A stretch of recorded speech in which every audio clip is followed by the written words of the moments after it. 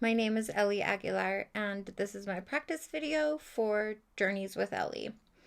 So, what I want this to look like is we will be having conversations about healing, traumas, modalities, healers, basically anything that we go through as humans, and how we got through the hard times. I have been through a lot in my life, um, starting from a very young age, and I have learned to take all of those and use them as gifts in my life and use them for a higher purpose. In doing so, it I want to talk about that journey and how I got there and how I can help you. I believe that I have been through what I've been through so that I can help meet you on your journey wherever you're at. Some of the things that I've been through was when I was really young, we moved to Mexico with my mom. I'm the oldest of four, and my dad stayed here. We were there for 3 years, and he would send us money. My mom was able to build a home. When we finally came back, after I really missed my dad, I missed having a family, and it was really important to me to be back. And I remember on a phone call being with my dad and saying, "If you don't come home, we're coming to you." And that was kind of how we got back together. About 18 months later, my dad was murdered by a coworker. Long story short, he ended up being a serial killer, and he was just caught for my dad. That was in 1990. I was 8 years old. So after that happened, life just kind of happened. I had a boyfriend shortly after we broke up, passed away of an overdose. I got with my daughter's dad. Again, the father thing, I think, really affected my relationships and how I viewed them. And let's go backwards a little bit. In high school, I ran away and got married when I was 16. Got pregnant and had my son at 17. We got a divorce by the time I was 19. I had my boyfriend that he passed away when we were 21. Got with my daughter's dad, and then we had broken up about almost 3 years later. So lots of relationship issues. Really just wanting to be loved. I allowed love into my life, however it showed up and whenever it felt good. And I think at a young age, you just really don't have the tools to know what you're doing. And we think we know it all. And now I am 41, and I wonder every day where all of the things I knew went. I had bad relationship patterns pretty much the rest of my life. And my most recent game changer in my life was my last relationship about a little over a year and a half ago, about 20 months ago. In that relationship, it was very toxic. It was a very, very difficult relationship. But what I used it for was, now looking back, what I want to use it for is as a gift. It really propelled me into my absolute deepest healing.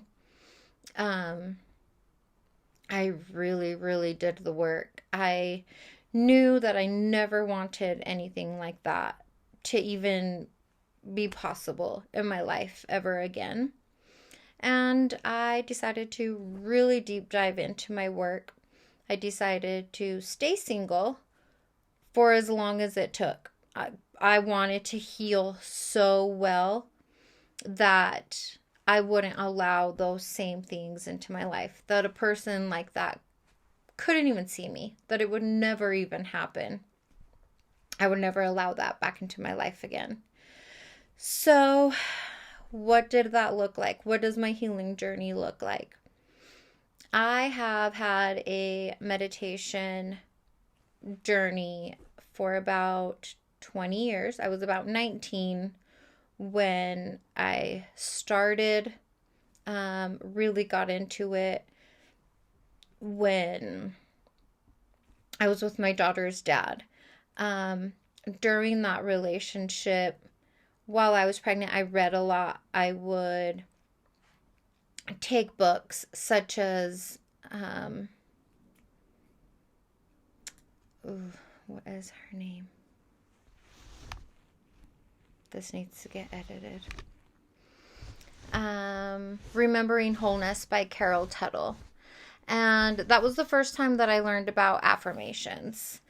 And I really took it to heart. I knew that I didn't have anything else to lose, and that if something good came from it, then great, right? So I decided to put it to the test. Well, I took every single affirmation in this little section and wrote them down on construction paper and taped them all over my house. And the other things that I would do is I found books about meditation, and some of them had meditations in them. You know, like the books, it would be like, take a few deep breaths and say this to yourself. And I knew that I wanted to try that, but you can't read and meditate at the same time. So I decided to record myself speaking the meditations, and this was back when you're recorded on a cassette. So what I decided to do was record this meditation and every single affirmation that I had written down, and I would listen to it every single day when I was in the shower until it just became so ingrained. And I mean, that relationship still lasted maybe about a year after that. We had moved to Coeur d'Alene, Idaho, and it's not, at the time, it was not a very friendly space, especially for a young mom, and other things that probably don't need to be mentioned.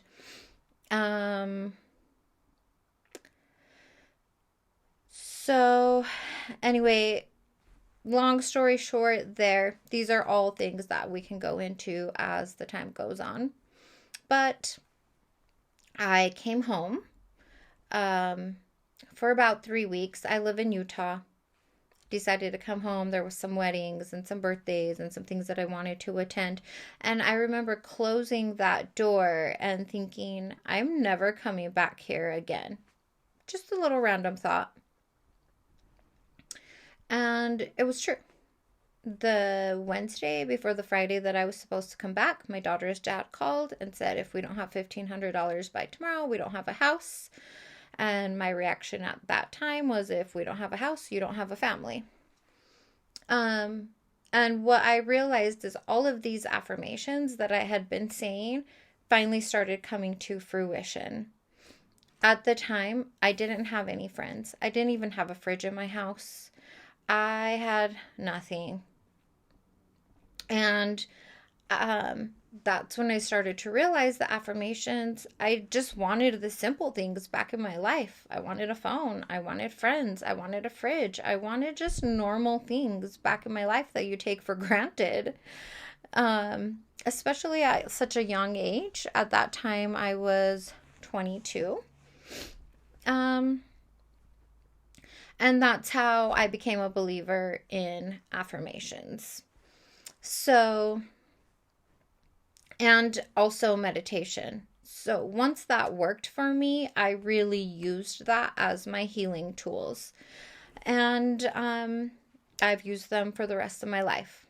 I am human, and I'm sure you're human. And this wasn't an everyday practice. And there are times that I just do so well for such a long time. And it's great. And I'm doing it every day, and I'm journaling, and I'm on my best. And then something will happen, and you kind of trail off a little bit.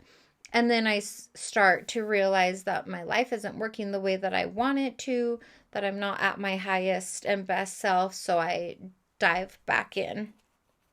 One of the things that I really, really love doing is taking a bath. I'm a Cancer. I love my water. And I also decided that another thing that works for me in meditation is putting on some headphones, lighting a candle, getting in my bath, putting in some yummy bath salts, and really meditating in the water, visualizing my life the way that I want it to work. And that is one of the major tools that I used when I got out of this last relationship almost 2 years ago. From that, I designed my business. It's called Manifestation Station, where you get to make your bath salts, make a candle, and make a lotion that you get to infuse with essential oils, herbs, crystals, charms, whatever it is that's going to help you really hone in on what your manifestation is and what that looks like and what that feels like, and also create a scent memory that you can associate to this particular manifestation. That way, when you wear your lotion, say that one of your things is you want to feel protected, you want to feel like spirit is with you, you put the essential oils and into your lotion, and when you wear it, it smells like an essential oil that vibrates at the frequency of protection. And I have that all written out, and that's something that you can choose for yourself. So there's so many things that I have taken that I have put into use for over half my life, for the majority of it. Because yes, I have times where I'm human and life happens, and that's okay that it happens to you. And if you're in one of those spaces right now, get back on that horse as soon as you're ready, and let's get started on your healing. So my goal for this, for these videos and these interviews that I want to do, is to really just tell you about my tools, tell you about some of my things that I love doing, and also interview some healers. There's some really great people out there who this comes naturally to as well. This also was a part of my life for a really long time. I'm very intuitive. I can tap into mediumship a little bit, but I am an energy worker. I can feel energy. I can see energy. I dream about it. I meditate about it. In my meditations, in a 20-year meditation practice, it really has become like there is energy work being done on me in my meditations. And it is almost like a chiropractic adjustment to the energetic body. And it's really cool. And I can do that for others. Just by touching, I see colors. There's so much that comes intuitively that I have learned to develop. And I would love to interview other healers and people who have been through trauma and their stories. And maybe one of them will resonate with what you're going through. Once again, I want to meet you on your journey wherever you're at. And I hope that we can do this together. And I'll be back soon.